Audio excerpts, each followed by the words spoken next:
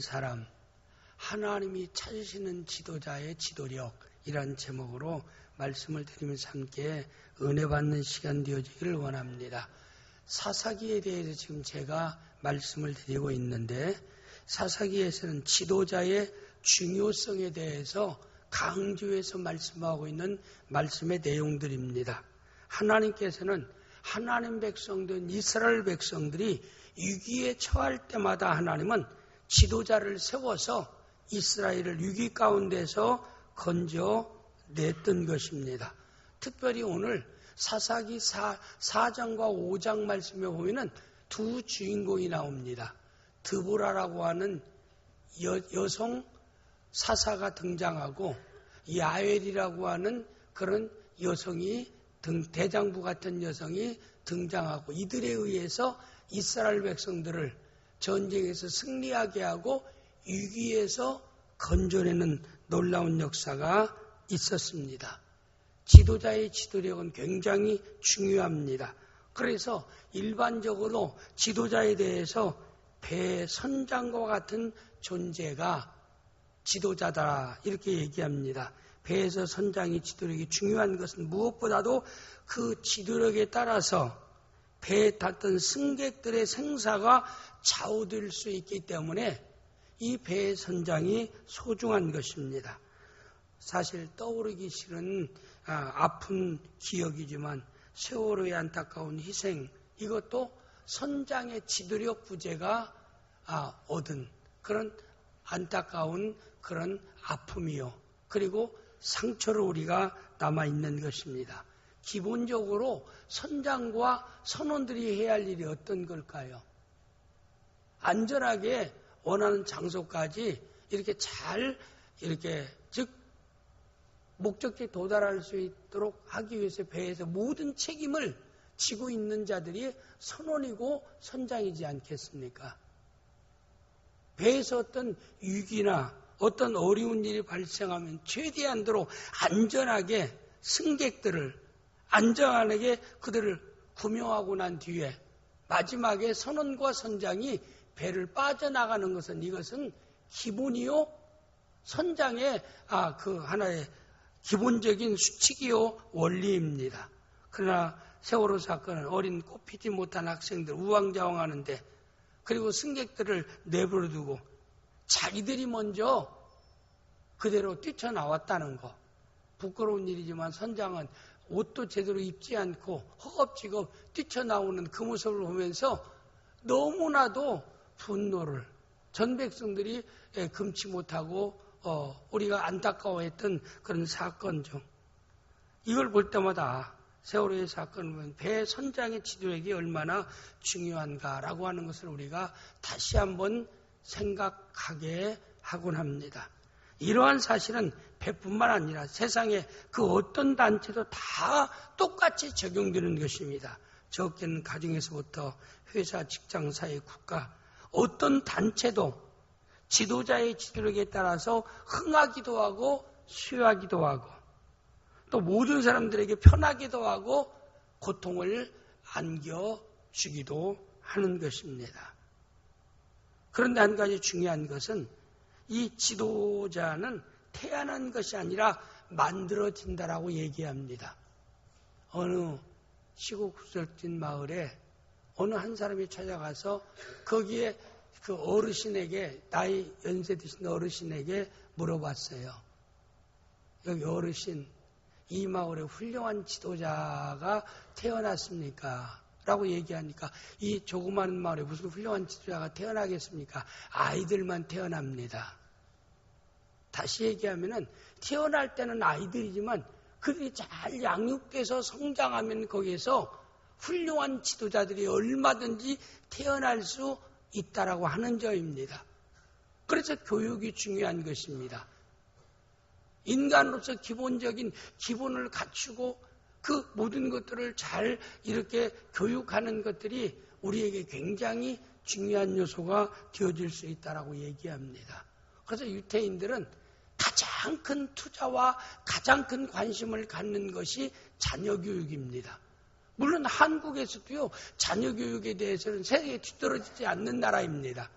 그렇기 때문에 이 조그마한 땅덩어리의 나라가 세계 11강의 경제대국으로 올라갈 수 있었던 것은 열성적인 부모들의 자녀 교육의 결과였다라고 많은 사람들이 얘기하고 있어요. 이건 참 장점이요, 좋은 점입니다.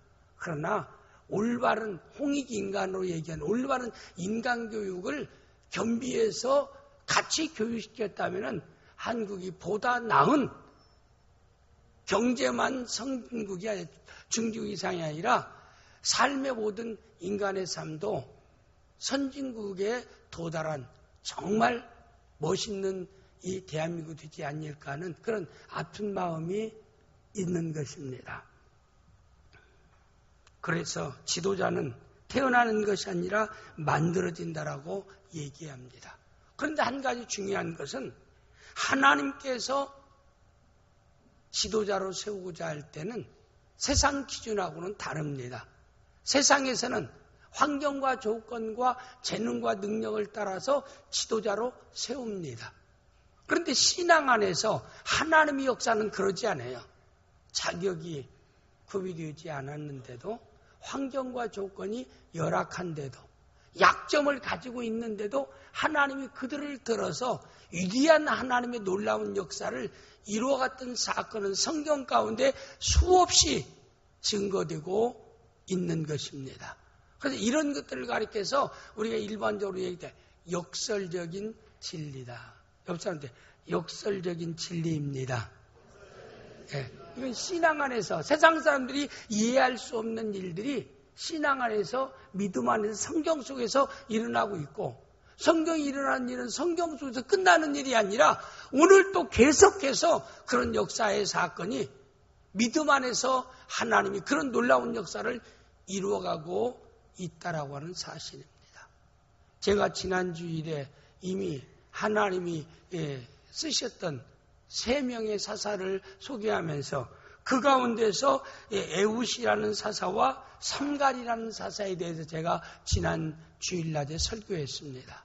에웃이라는 이 사사는 왼손잡이. 다시 얘기하면 약점이 있고 허물이 있고 부족함이 있는 사람에도 불구하고 하나님이 그를 들어서 이스라엘을 위기에서 건져내는 훌륭한 지도자로 하나님이 세웠다는 사실. 또 삼갈이라는 사람은 그 아버지의 그 이름도 이방 신의 이름이고 삼갈이라는 이름 자체도 믿는 히브리 사람의 이름이 아닙니다. 이방 사람의 이름입니다. 신분, 환경, 조건 뭐 하나 하나님께 쓰임받을 수 있는 여건이 아닌데도 하나님께서 삼갈이라는 사람을 하나님이 들어 쓰셔서 귀하게 이스라엘 백성을 건져내는 사사로 쓰였다라고 하는 것을 제가 지난주일에 말씀을 드렸습니다.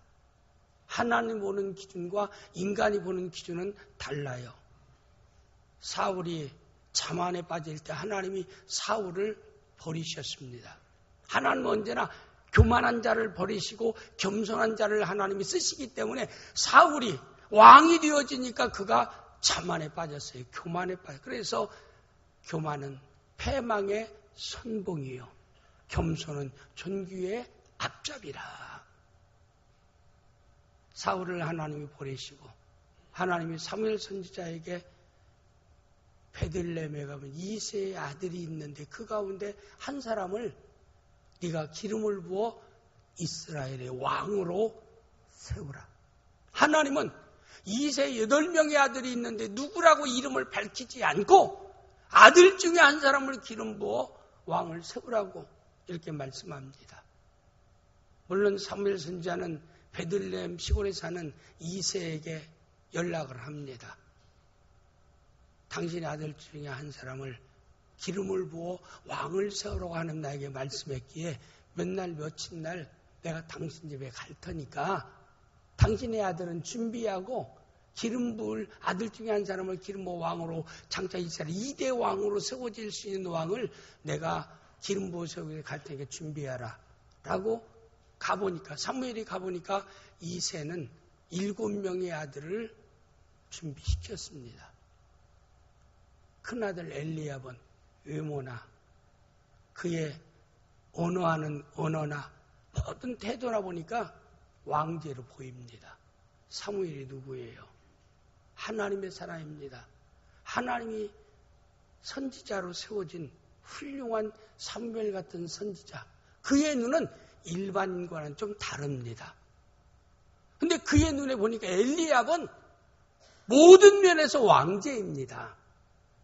7명의 아들들 가운데 맏아들 엘리압을 보는 순간 사무엘은 야 하나님 이 큰아들입니다. 다른 아들은 볼 필요도 없습니다 하고 기름을 준비해서 허겁지겁 엘리압으로 데려갔는데 하나님이 엘리압에게 기름 붓지 말라. 나는 엘리압을 왕으로 세울 수 없느니라. 사람은 외모를 보거니와 나 여호와는 중심을 보느니라. 그렇지 그러죠. 사람 앞에는 연기할 수 있다라고요. 하나님 앞에서는 연기할 수가 없습니다. 하나님 앞에서는 진실만이 통합니다.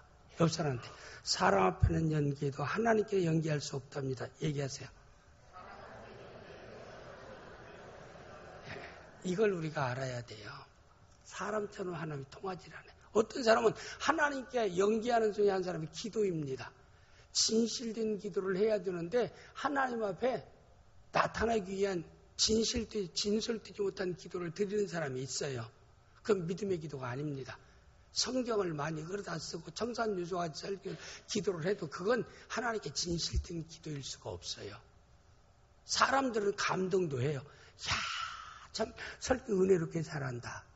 근데 하나님 볼 때는 그거 아니에요. 말장난이에요. 왜? 가장 중요한 건 그의 생활입니다. 기도하는 자의 삶입니다. 자기는 하나님 실망시키는 생활을 다 해놓고 말할 때는 바리새인과 세리가 성전에 가서 기도할 때 바리새인은 하나님 나는 저런 죄 짓는 세리와는 다릅니다. 나는 일주일에 2번씩 금식을 하고 박가위원과 근처에 11조까지 하나님께 드리며 나는 말씀대로 사는 사람입니다 하면서 나의 간구를 들으소서 하면서 하나님 앞에 막 자기는 위대한 어떤 하나님 특별히 선택받은 사람 같이 그렇게 기도. 그런데 세리는 감히 앞에 나오지만 맨 뒤에서 머리를 숙이고 하나님께 기도할 수 없는 부족한 자요 연약한 자요 허물 많은 자입니다. 먼저 나를 용서하소서. 그리고 불쌍한 저에게 은혜를 베푸소서. 여호와 하나님 누구의 기도를 들었다고 그랬어요? 세리의 기도를 하나님이 들으셨다고 말씀했습니다. 제가 아까 얘기한 것은 사람 앞에서는 연기할 수 있습니다. 속아요. 사람은 속아요. 하나님 앞에는 연기가 안 통해요.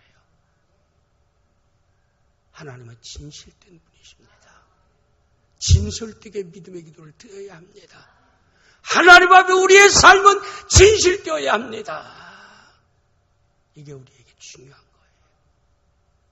사무엘 같은 위대한 선지자도 엘리압을 보는 순간 외모에 그의 언행에 그가 그 순간적으로 완전히 그가 사로잡혀서 하나님이여 여기 아들 중에서 엘리압이 왕제로서 틀림없이 제가 붙지 말라. 나는 엘리압을 택하지 않았다.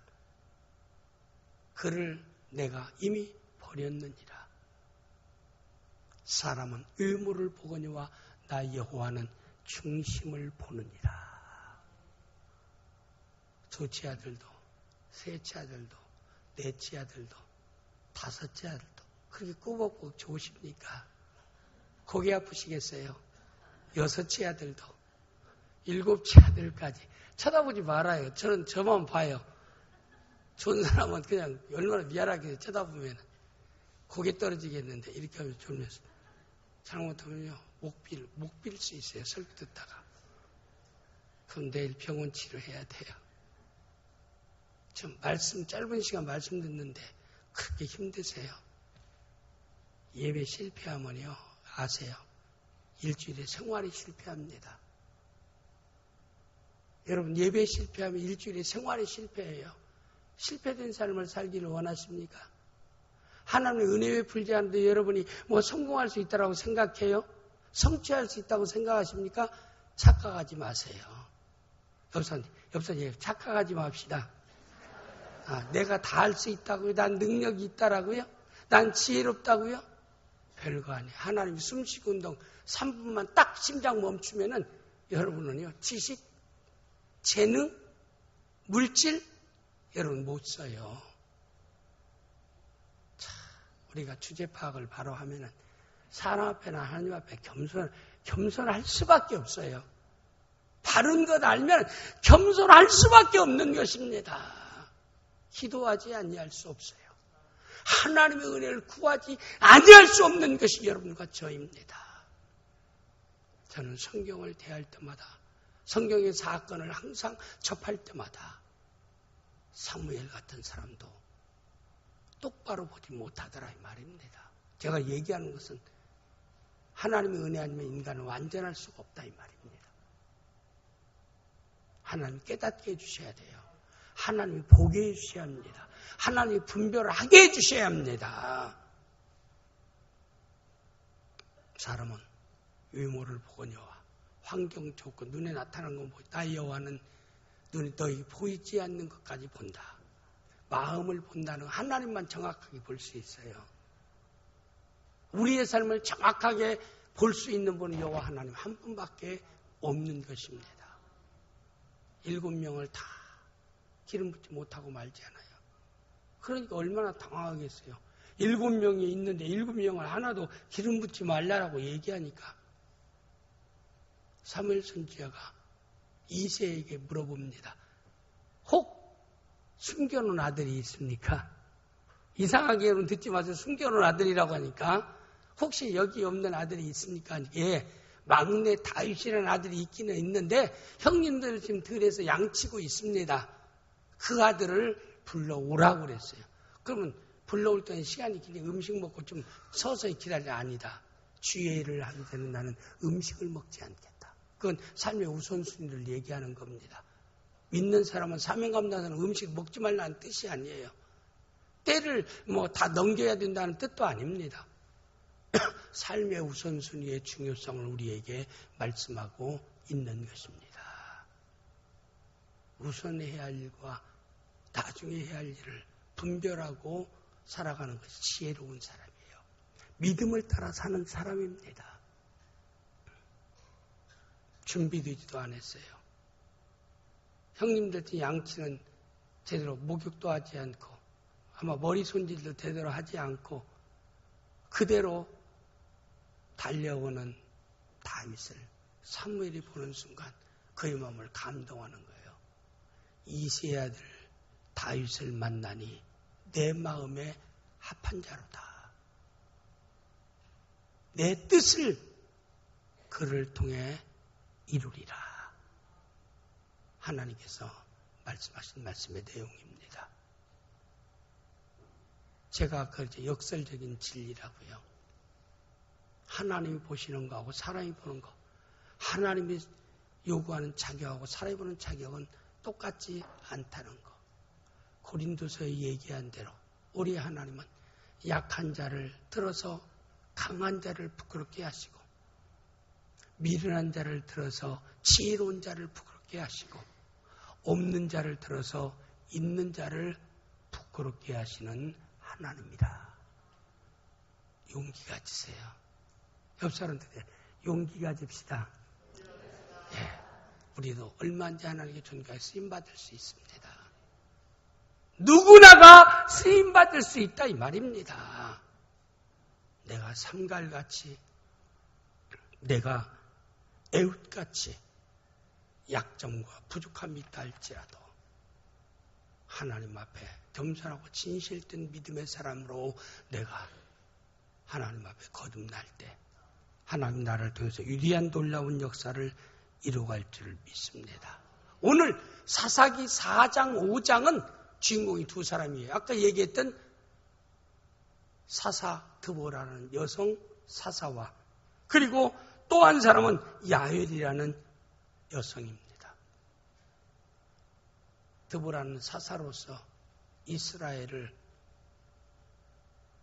국가적인 위기에서 전쟁에서 승리하도록 하나님의 위대한 역사를 이루었고 여기 야엘이라는 사람은 두 사람 다 결혼한 사람이에요. 가정주부예요. 야엘이라는 사람은 여성임에도 적장, 거기에 총주의자 적장을 그가 여자의 연약한 몸으로 그를 죽이게 됩니다.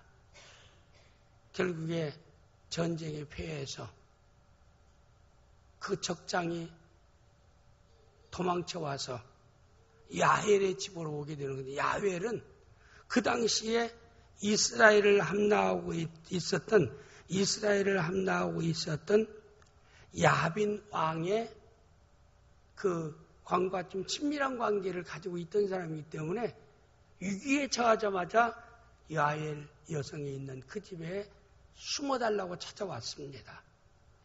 그래서 그는 숨겨준다라고 다락에 숨겨놓고 혼이불을 이렇게 덮어버립니다. 그리고 누가 나를 추격해서 오걸랑 없다고 해라. 먹을 것 달라고 하니까 뽀들을 갖다 주면서 혼이불로 덮어둡니다. 그리고 나서 아주 예리한 말뚝을 준비해서 한마로 해서 위에서 놓고 내려쳐버립니다. 머리를. 여자의 우선 여기 사사기 읽어보면요, 4장 5절 읽으면 제가 얘기한 말 그대로 다 나와요. 남자가 아니에요. 여자예요. 이스라엘이 완전 승리할 수 있는 일을 위해서 쓰여졌던 사람이 여성 야헬이라는 사람이에요. 사사는 아니지만 이스라엘을 위기에서 건졌던 훌륭한 사람이 야헬입니다. 이 두 사람에 대해서 기록된 말씀이 사사기 4장과 5장 말씀의 내용이에요. 제가 성경 주일날 지금 사사기 강의를 여러분에게 지금 말씀을 쉽게 여러분에게 말씀을 드리는 겁니다. 사사기의 역사는 그 당시의 역사로 끝나는 게 아니에요. 제가 인생의 축복의 사이클 얘기했지요. 순환 패턴에서 얘기했지요. 인생은 수락과 같다는 거. 그 당시의 역사는 오늘의 역사일 수도 있다 이 말입니다. 그 당시에 일어났던 일들은 오늘 또 계속해서 일어날 수 있다 이 말입니다. 오늘 우리 낙원에 있는 성도들은 오늘의 드보라가 되어지고 오늘의 야헬이 되어질 수 있기를 주님의 이름으로 축복합니다. 왜 하나님께서 드보라를, 왜 하나님이 야헬이라는 연약한 여성을 통해서 하나님의 위대한 역사를 이루었는가? 이런 건 하나님의 구원의 역사를 위해서는 사람의 어떤 환경과 조건을 통해서 이루지 아니하시는 하나님이라고 말씀했습니다. 기도원의 300명 유용사를 가지고도 2만 3천 명이 모였지만 다 돌려보내고 300명 가지고 싸우게 하고, 그리고 무기도 준비하지 않고 항아리하고 나팔하고 횃불만 가지고 싸우게 해서 승리케 하신 하나님입니다.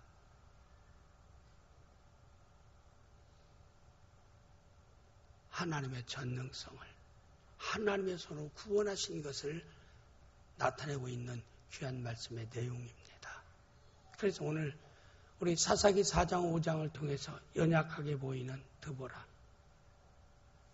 여성으로서 비하의 시대에 살고 있었던 야헬도 하나님이 들어서 남자들이 감히 알 수 없는 이스라엘 구원을 위한 위대한 역사를 이뤘던 하나님이 오늘 여러분이 드보라가 되어지고 여러분이 야헬이 되어져서 여러분이 있는 환경과 조건에서 하나님과 위대한 구원을 위해서, 위대한 성취를 위해서 쓰임받는 복된 낙원의 성도들, 예배에 참석한 성도들이 되어질 수 있기를 주님의 이름으로 축복합니다.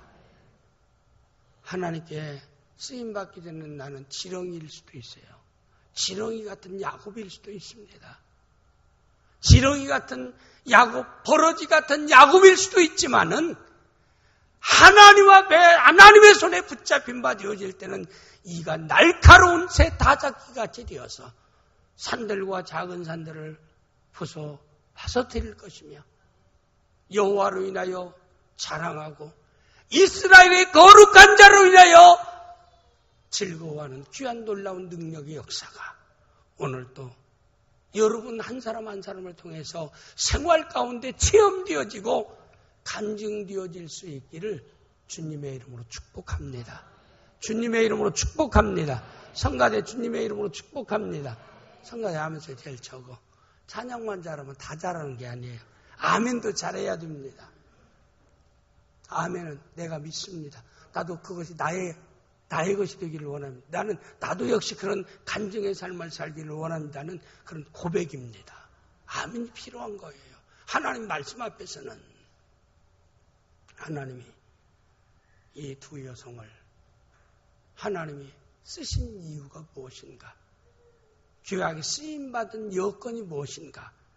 이들은 항상 문제를 볼 수 있는 눈이 있었고 그 문제를 해결하기 위해서 하나님 앞에 기도했으며 그리고 그 문제 해결을 위해서 앞장섰던 사람입니다.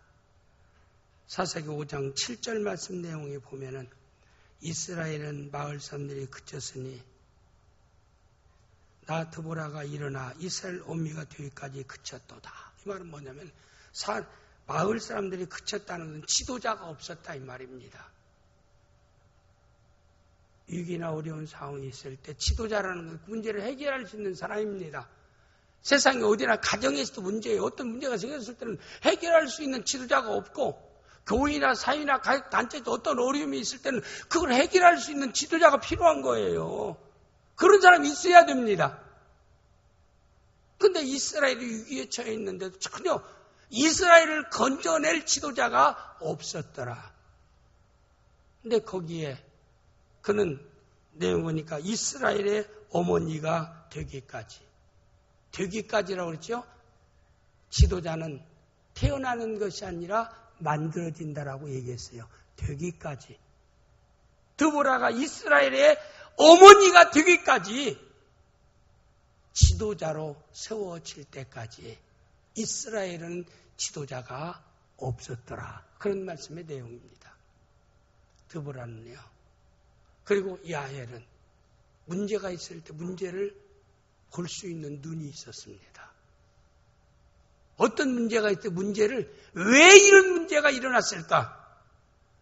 왜 나에게 이런 환경이 주어질까라고 하는 그런 문제를 볼 수 있어야 됩니다. 가장 무서운 게 뭔 줄 아세요? 어려움 당해서 문제를 파악하지 못하는 겁니다. 그것까지 답답한 일이 어디 있어요? 어떤 문제가 생겨서 문제가 문제인 줄을 모르는 것 같이 모른다라고 해서 문제가 문제로 끝나는 게 아니라 문제는 우리에게 고통을 안겨주는 결과를 가져오는 것입니다. 그런데 그 문제를 몰라요. 얼마나 무서운 일이에요. 우리 병 중에 가장 무서운 병이 뭐예요? 암입니다. 암은요 발견이 안 돼요. 왜? 자각 증상이 없어요. 여러분 초기에 발견한 사람이 암 검사로 가서 발견한 사람 거의 없어요. 다른 병으로 가서 병원 가서 피 빼서 검사해 보니까 암이 발견됐더라 이 말입니다. 고통의 자각증이 일어날 때는요 말기예요. 말기. 4기 정도 되어야만이 자각증상이 일어나요. 모든 내 몸속에서 암의 자각증상이. 그래서 무서운 것은 다른 병은 처음 시작부터 여러 가지만 그런 증상이 나타나는데 암이라는 병은 가장 무서운 병인데도 증상이 나타나질 않아요. 여러분 지금 암에 걸렸을지도 몰라요. 그렇다고 제가 드라마고 내일부터 병원에 가서 정확금 치료하라고 검사라는 뜻은 아니라 이 말이. 그렇게 무서운 것이 암이라 이 말입니다. 저는 암이 좀 무서운 것은요. 통증 때문에 무서운 거예요. 암 말기 되면요. 정말 너무나 고통스러워요. 몰핀을 맞아도 견디지 못하니까 의사에게 붙잡고 나 죽여달라고 그래요. 세상에 나 살려달라고 얘기하는데 의사를 붙잡고 나 죽여주세요. 죽여 소리 질러요. 저는 목사이기 때문에 그걸 너무나 잘 봐왔기 때문에 오직하면 제가 하나님 암 걸리지 않게 하옵소서. 두 번째는 치매는 걸리지 않게 하옵소서. 죽을 때까지 내 자식은 내 자식을 알고 내 며느리는 내 며느리로 볼 줄 알아야 돼도 이 며느리 온데 이런 어떤 아줌마가 왔느냐라고 얘기한다면 딸을 보고도 이건 어떤 아줌마냐고 얘기할 정도면 이거 참 삶이 좀 서글프지 않아요?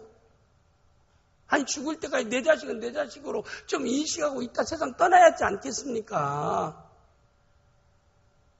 우리 남원의 전 성도들은 정말 몰라요. 사람은 병 안 될 수는 없습니다. 세상 떠나려면 누구나 다 육체는 다 병들게 돼 있어요. 안 들고 살 사람은 이 땅에 한 사람도 없지만은 세상 떠날 때 저는 우리 낙원의 성도들, 이 자리에서 있는 성도는 저는 제가 기도한 대로 암 걸리지 않고 치매 걸리지 않고 천국 갈 수 있기를 주님의 이름으로 축복합니다. 목사님 죽는 얘기하면서 축복합니다. 그건 말도 안 됩니다. 아니에요. 말이 돼요. 말이 돼요. 제가 병원에 다니니까 그렇더라고요. 목사가 제일 많이 가는 게 병원이지 않아요. 성도가 아프다면 쏜살같이 달려가야 하니까 밤이고 낮이고. 저녁에 늦게 전화 오면 항상 마음이 불안한데 혹시 지금 응급실 가는 거 생각하고. 전화할 때 늦게 전화 오면 중요한 일. 목사님 우리 남편이요 승진했어요. 밤 12시에 전화할 사람 있어요? 우리 남편 지금 쓰러져서 응급실 지금 가고 있어요. 12시고 1시, 2시고 상관없어요. 그 당장에 지금 쓰러졌는데 가족이 쓰러졌는데 목사님의 기도 요청할 게 아닙니까? 그러면 저는 어떻게 했어요?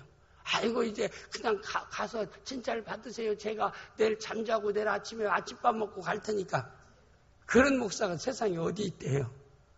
그냥 즉시 허겁지겁 바지를 입었는지 넥타이를 차서 어떤 때는 아니 와이셔츠 안 입고 넥타이만 입고 차고 갈 때도 있다니까요. 다가보면 아니 런닝사스에다 넥타이만 차고 있어요. 얼마나 참 웃기는 일이에요. 얼마나 다급하면은 또 찾아가서 막 붙잡고 기도합니다. 하나님 건져주세요. 구원해주세요. 믿음의 기도는 병자를 구원해 주겠다. 이렇게 주겠다고 말씀하지 않았습니까? 병들을 때 주의 정도를 정할 것이요 그들은 주의 이름으로 기름을 받으기 위하여 기도할지니라. 믿음의 기도는 병자를 구원 주께서 이렇게 주시겠다고 말씀하지 않았습니까? 기름은 현대 의학입니다. 낫게 하신 분은 하나님이에요. 붙잡고 기도하는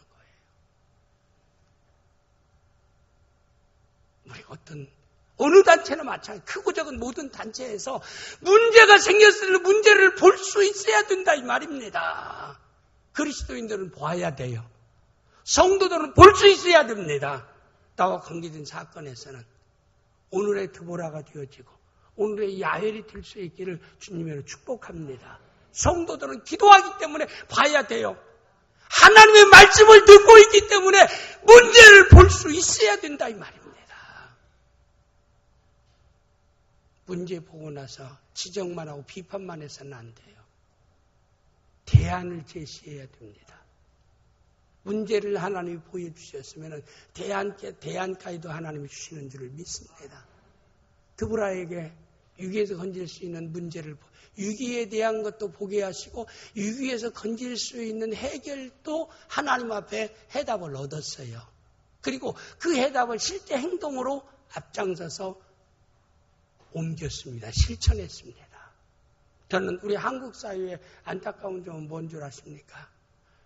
잘못된 것에 대해서 지적은 참 잘하고 비판은 참 잘해요. 지적하지 말라 비판하지 말라는 말 아닙니다. 지적을 하고 비판했으면 대안을 제시하라 이 말입니다. 남편이 잘못했고 아내가 잘못했고 자식이 잘못했다면 잘못한 걸 지적하고 그리고 그 잘못을 고칠 수 있는 대안을 제시하라 이 말입니다. 그것도 마찬가지예요.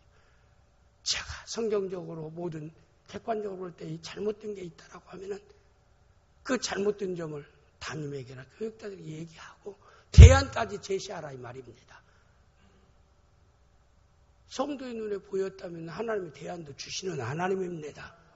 그런데 많은 사람들은 문제를 직시하고 문제를 보고 그 문제를 비판합니다.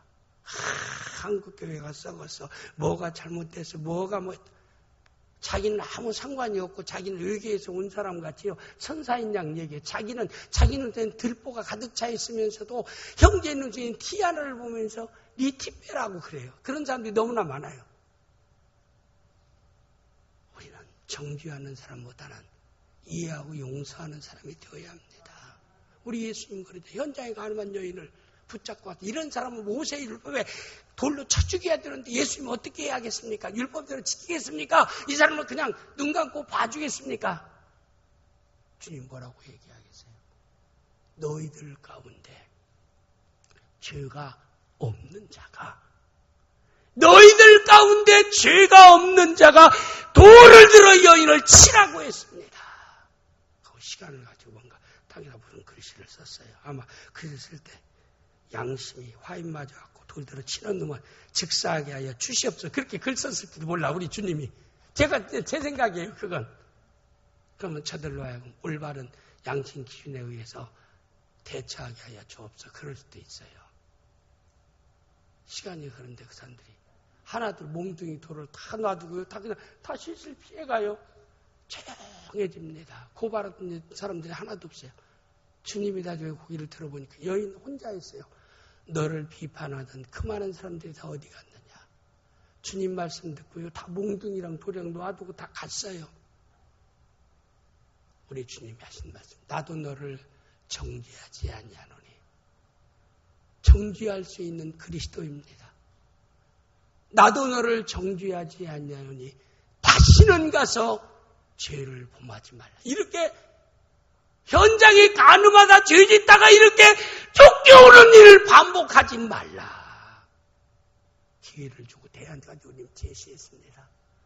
여러분 교회에서 그렇게 허물이 보입니까? 잘못이 보입니까? 그걸 떠들어 대야만이 속이 성합니까?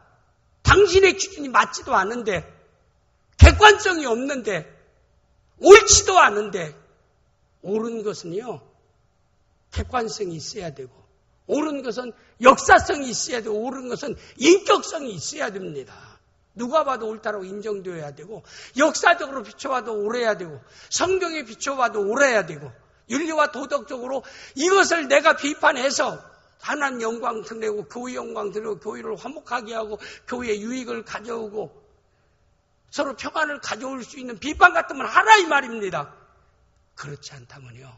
남들 문에서 튼튼한 자크 사다가 착 채우세요. 그리고 하나님께 기도하세요. 저는 교인들이 이 말 좀 그렇게 막 떠들어대는 소리가 내 귀에 딱 들리면요. 참 안타까워요. 그렇다고 제가 집사님 이름 와보시오. 그런 소리 좀 하고 다니지 마시오 하면 다음 주부터 교회 안 나와요. 그러니까 하지 못하고 새벽마다 안 해놓고 나는 그 사람들을 위해서 기도하는 겁니다. 사랑하는 성도요. 남의 눈 속에 있는 티가 보입니까? 내 눈 속에 있는 들보를 먼저 볼 수 있는 성도가 되어질 수 있기를 바랍니다. 문제가 보입니까? 하나님은 대안도 주셔서 대안도 제시해 주기를 바랍니다. 그리고 해결을 위해서 앞장설 수 있는 드보라가 되어지고 앞장설 수 있는 야엘이 되어질 수 있기를 주님의 이름으로 축복합니다.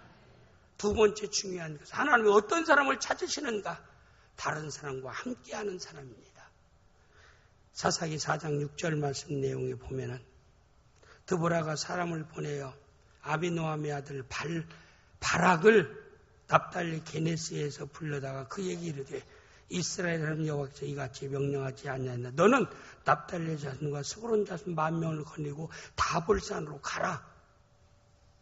그리고 야빈 왕 그 철병으로 앞장서인 스라 장군과 맞닥뜨려 싸워라. 저희는 수만 명입니다. 이쪽에는 10,000명입니다. 지금 현재 사람도 없어요. 드보라는 이 바락이라고 하는 사람, 누구의 아들, 어디에 사는 아들이라고 해서 바락을 데려와서 그로 하여금 두 지파에서 여기에 납달리 자손과 스불론 자손, 이스라엘 두 지파에서 아마 그들이 지원해서 싸우러 나오는 사람이 10,000명일 거니까 그들을 데리고 다볼산에 가서 적과 야빈왕이 보낸 여기 스라 적장과 대치해서 싸우라. 대안을 제시하고 난 뒤에 드보라는요, 자기가 싸움을 위해서 진드지에서 나간 게 아니라 바락이라는 사람을 하나님이 세워서 그에게 일을 맡기고 나가도록 했죠. 이건 뭘까요? 사람마다 할 일이 있어요. 처음부터요, 하나님같이 인간을 만들질 않았어요. 누구에게나 자기 맡겨진 지체로서 맡겨진 자기 할 수 있는 일이 없어요. 우리 지체 가운데 눈은요, 먹는 거 못해요. 보는 것밖에 못해요. 입은요, 먹는 것밖에 못하지 보는 것은 못해요. 사람도 다 마찬가지입니다. 먹을 때는 너 입이 없어 봐라. 이 맛있는 음식 먹을 수 있겠니? 입이 최고야. 야, 눈은 없어도 눈먼 시각장애인도 입만 잘 먹으면 잘 먹더라. 눈이 뭐가 필요하느냐? 그럴 수 있겠느냐 이 말입니다. 제가 얘기하는 얘기는 하나님이 찾으시는 사람은 함께하는 사람.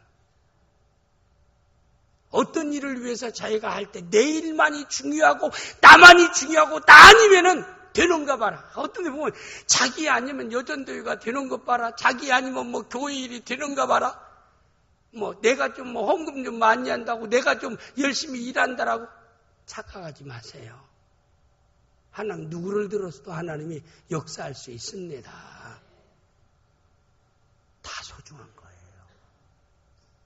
나와 함께하는 모든 사람이 다 소중합니다. 어디에 있든지. 여러분의 자존심이 소중합니까? 다른 사람의 자존심도 소중한 거예요. 여러분이 필요한 사람으로 인정받기로 다른 사람도 필요한 사람으로 인정받기를 바라는 거예요. 나만 섬겨주기 바라고 나만 위해서 있기를 바라고 나도 남을 위해서 섬겨줄 때 나도 섬김을 받는 거예요. 남편은 사랑이 없다. 저는 남편에게 얼마나 사랑한다고. 사랑은 상대적이에요. 메아리예요. 뒷산에 가서 내가 너 사랑한다 라고 얘기하면 메아리는 뭐래요? 나는 너 미워해. 그렇게 들립니까? 아니에요. 자기는 안 봐. 우리 남편은 사랑이 없어. 정이 없어. 인정머리. 저는 뭐 인정머리가 뭐가 있어? 저는 뭐 사랑이 그렇게 철철 넘쳐? 저는 뭐 이해심이 강해? 쥐뿔도 그러지 않는 사람이 더 한다고요. 제가 장례식에 인도하라고 하면요. 이 하관 예배를 드릴 때 마지막 관을 땅에 묻습니다. 그러면은 우리 어머니 관 못 묻습니다 하면서 막 방성대고 울어요. 그럼 내가 조용히 그래. 가족들. 저 딸이 어머니 평생에 어떻게 생겼어요? 가장 불효자였어요. 이제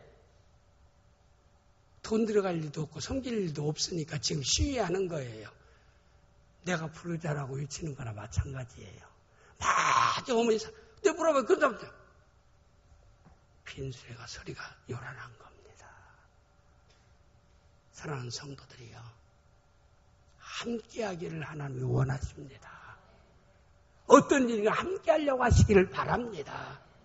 상대와 함께할 때 상대가 하는 일을 존중해 주세요. 그리고 귀하게 여기세요. 그리고 자부와 긍지를 갖게 하세요. 보람을 느끼게 하세요. 그걸 통해서 기쁨을 찾게 하세요. 그래야 여러분과 함께하는 가정이 행복하고 직장이 행복하고 나라도 행복할 줄을 믿습니다. 함께할 때요 마음에 평안이 오는 거예요.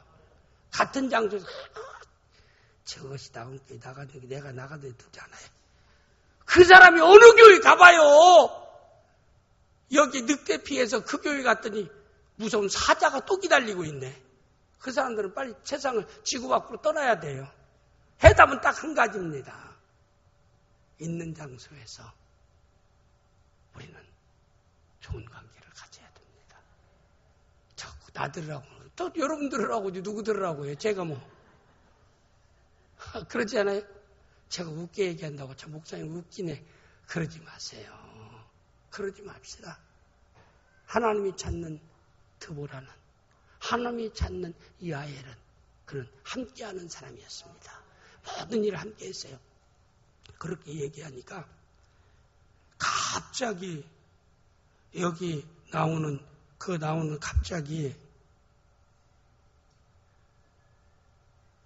바라기 갑자기 이렇게 딱 세움받으니까 두려움이 덜컥하는 거예요. 내가 하나님께 들은 것도 아닌데 드보라는 선지자가 그렇게 얘기하니까 덜컥해서 나 혼자 못 가요. 누가 같이 가야 된다고요? 드보라 당신 하나님이 계시받고 하나님을 믿는 당신이 나와 함께 가야 됩니다. 전쟁은요 위험이 동반되고 있는 거예요. 그렇잖아요. 죽을 수도 있는 곳이 전쟁이에요. 근데 드보라 앞에 발악을 하는 거예요. 자기 이름대로. 나 혼자 못 간다고 막 그래요. 그러니까 여기서 9절 말씀 보세요. 그래 하면서 9절에 이르되 내가 반드시 너와 함께 가리라. 우리가요. 이렇게 함께하는 사람이 돼야 돼요. 제안을 제시하고 힘든 일 다 남에게 시켜놓고 나는 팔짱 끼고 있어서는 안 된다 이 말입니다. 어려운 일이 있으면은 하나님이 찾는 사람은 함께하는 사람이라 이 말입니다. 그 사람이 은사를 따라 그 사람의 재능을 따라 그 사람의 능력을 따라서 자기의 주어진 일을 감당할 때 그 일을 잘할 수 있도록 함께하면서 협력해주는 자. 이런 사람을 하나님이 찾고 있다. 이런 사람이 드보라요. 이런 사람이 야엘 여자입니다. 여자라고 좀 이런 거슬려고 생각하지 마세요. 4장 10절 말씀도 보겠어요. 바락이. 저는 바락은 나라고 생각되는데 이름 가지고 얘기하면 안 되지만 바락이 스불론과 납달리를 게네스로 부르니 10,000명이 그를 따라 올라가고 하나님의 약속은 틀림없이 이루어져요. 드보라를 통해서 얘기한 얘기대로 여기 바락은 단 한 사람이 있는데 그 말을 따라서 순종하다 보니까 10,000명이 모이는 거예요. 10,000명이 모여요. 그러니까 하나님은 어떤 대안만 주시는 하나님의 대안을 이루시는 환경과 조건도 주시는 하나님인 줄을 믿습니다. 그래서 교회 개척할 때요. 딱 교회 2층을 계약하고 난 뒤에 중도금 잔금이 없었어요. 그러니까 어떻게 하나님 앞에 교회를 개척하도록 시작하도록 역사하시는 하나님이면 문제도 하나님이 해결해 줘야 할 게 아닙니까? 저는 신학교 다닐 때도 등록금 준비해서 들어가지 않았어요. 등록금 내고 나서 그 사람 될 때는 걱정하지 않았어요. 하나님 나를 계속 등록금을 준비해 주시면 계속 공부하겠고 등록금 하나님이 해결해 주면 나는 이제 신학교 않고요 기다릴 겁니다. 하나님이 다급하니까 마감되기 전날 또 하나님이 또 등록금을 해결해 주시더라고요. 이런 믿음의 어떤 체험이 있습니다. 그럼 그렇다 해서 내가 해야 할 일을 않는 게 아니라 내가 할 일은 다 아는데도 준비되지 않는다 이 말입니다. 나는 해야 할 일을 안 하면서 그냥 하나님이 해주시고 그게 아니에요. 내가 하려고 뛰고 하는데도 안 될 때는 하나님 앞에 맡기는 거예요. 안 주면 안 가면 되는 거고. 안 주면 안 가면 돼요. 아니 계약에서 계약금 날리고 나중에 교회 안 되면 그냥 계약금만 날리고 말면 되는 거예요. 그러나 내가 할 수 있는 최선을 다하고 하나님께 기도하니까 갑자기 마지막 날 전화가 따르르 와요. 형님 그래요. 고모 아들이에요. 제가요 재산을 지금 정리해가지고 은행에 돈을 다 넣어놨는데요. 이 돈을 어떻게 쓸까 하고 하나님께 기도하니까 형님 얼굴이 자꾸 떠오른다는 한 번 떠오르는 게 아니라 자꾸 제 얼굴이 떠오른다는 거예요. 참 얼마나 신기합니까? 아니 재산을 제가 처분했는지 말았는지 내가 시골에 사는 놈을 어떻게 알아. 근데 시골에 사는 놈이 땅을 다 땅값이 올랐다 해서 재산을 정리해가지고 그 돈을 은행에다 넣어놨는데 다 어떻게 신앙이 좋은 청년이에요. 청년회장도 믿음이 좋은 사람인데 그게 하나님 앞에 재산을 어떻게 내가 관리할까 어떻게 처분할까 당장 은행에다 갖다 놓고 기도하니까 내 얼굴이 자꾸 떠오르는 거예요. 그래서 얼굴이 기도할 때 떠올라 전화했다라고 형님 돈 필요한 일이 있어요. 그래 나 지금 가락동에 교회를 개척하려고 땅 계약금 냈는데 중도금과 잔금도 없고 이사 가려고 하면 저 13평에 문간방 하나라도 얻어야 아들 둘 데리고 거기 이사 갈 수 이삿돈도 하나도 없고 지금 하나도 없다. 얼마가 필요합니까? 그때 이 가락동에 한 평에 40만 원 할 때 한 평. 지금 여기 4천만 원도 하고 3천만 원도 하죠. 근데 한 평에 40만 원 할 때 교회 개척할 때 그때 많이 사놨으면 지금쯤은 좀 그래도 전부가 될 수 있을 텐데. 근데 목사들이요 참 순진해요. 저는 모르겠어요. 다른 사람 몰라요. 저는 이 투자를 통해서 얻는 방법을 잘 몰라요. 그래서 중도금, 잔금, 13평 앞부터 문간방 하나 얻는 전세 딱 계산에 돈이 나오지 않아요. 그래서 이 돈이 필요한데 은행 계좌번호 알려주세요 했더니 기다려놓고 계좌번호 알려주니까 딱딱딱 5분 안에 돈이 싹 들어왔어요. 참 신기하지도 않는가 봐요. 내일이 아니니까 감동도 안 되지요. 저에게는 너무나 중대한 일인데도 제가 얘기하는 것은 하나님이 허락한 대안은 환경과 조건까지도 하나님이 허락한다 이 말입니다. 그 친구 나중에 총신대학 가고 총신대학원 하고 그리고 나서 결혼 못해가지고 자꾸 이놈이 어느 날 갑자기 형님 얘기했지. 형님 제가요 하나님 나에게 반려자를 주셨어요. 누구냐? 총신대 채플 시간에 반주하는 아가씨가 자기의 반려자래요. 너 만나봐서 안 만나봐도 안 돼. 어떻게 알아? 제가 쳐다보는 여자도 쳐다보고 자기가 돌아오는 여자도 돌아보고 어떤 미친놈 어떤 신학생 하나가 자꾸 자기를 주위에 쳐다보니까 아니 쳐다보는데 누구나 쳐다보는 건 당연한 거지 반응하는 건 당연한 거지 그게 하나님이 자기에 짝져준 사람이래요. 그럼 만나봐라. 확인해봐라.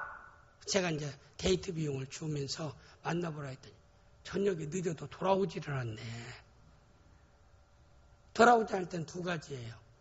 안 돼가지고 창피해서 못 돌아올 수도 있고 잘 돼가지고 이제 지금 가서 이제 커피 먹으면서 자꾸 이제 입하고 하고 그런 일하고 안 돌아올 수도 있고 근데 잘 돼서 안 돌아오면 좋은데 나중에 푹 쳐져서 들어와요. 자기가 얘기했더니 자기는 약혼자가 있다라고 얘기하더래요. 그래서 내가 우리 문선희 전사님도 거기에 소개해 주려고 소개했는데 문 전사님 싫다고 하더라고요. 지금 죄송합니다. 이제 이름까지 거명해서.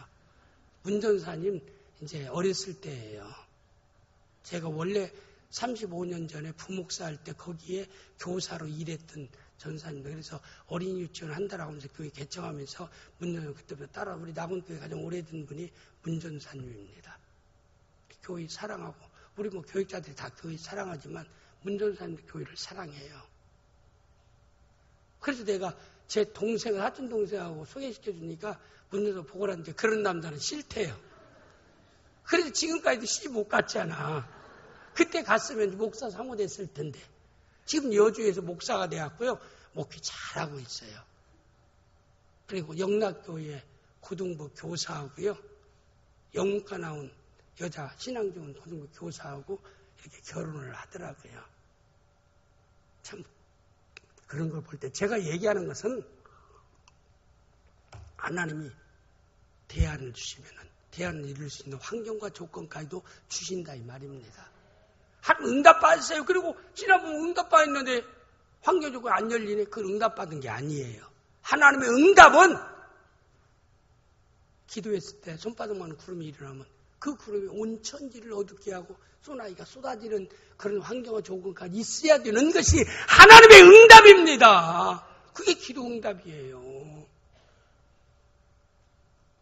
그런데 이 내용 가운데 하나님의 역사인데 이렇게 바라기 자기 혼자 드보라에 왔는데 야, 두 자손이 너를 위해서 나가 싸우니 10,000명이다.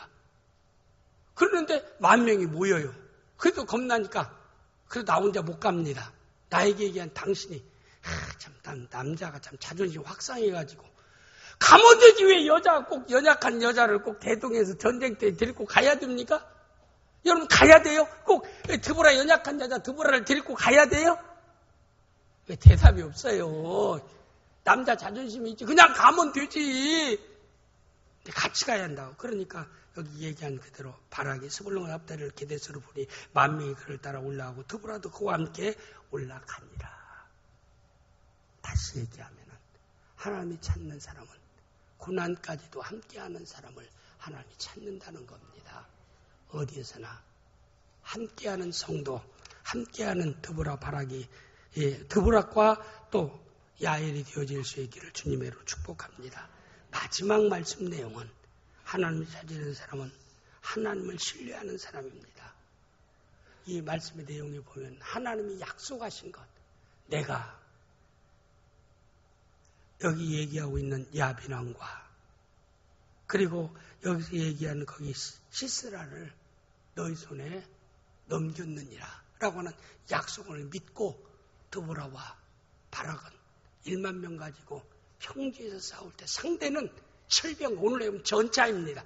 이쪽은 소총만 일하든 훈련되지 아니한 사람들, 이스라엘 백성은 꽃갱이 가지고 나오고 창을 가지고 나오고 훈련도 안 된 사람인데 10,000명이 나오고 저기는 수십, 10만이 되어지는 철병과 앞세운 사람이 그것도 산악지대가 아니고 기슭강 옆에 있는 들녘에서 싸우라고 얘기합니다.